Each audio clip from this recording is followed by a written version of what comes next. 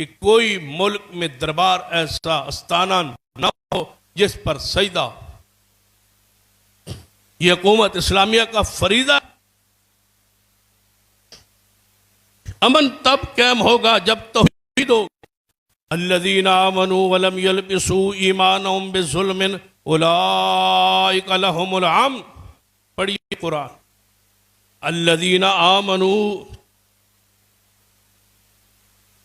ولم یلبسوا ایمانہم بظلم، وہ لوگ جنہوں نے کلمہ پڑھا، ایمان لائے، پھر ایمان کے اندر شرک نہ ملایا.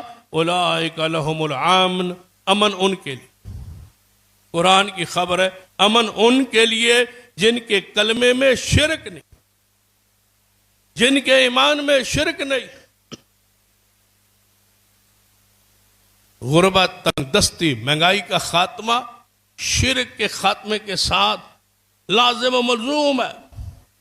گارنٹی دیتے شرک کا خاتمہ کرو، امن اللہ کی رحمت سے قائم ہو.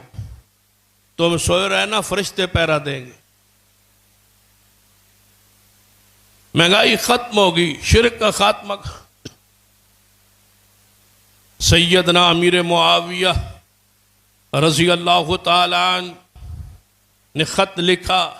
سیدنا مغیرہ بن شعبہ رضی اللہ تعالی عنہ، اے مغیرہ بن شعبہ، میں نے ایک دعا آپ سے سنی تھی کہ رسول اللہ صلی اللہ علیہ وآلہ وسلم نماز کے بعد وہ دعا پڑھا کرتے تھے، لیکن مجھے وہ یاد نہیں رہی. وہ دعا لکھوا کے خط میں مجھے بھیجیں.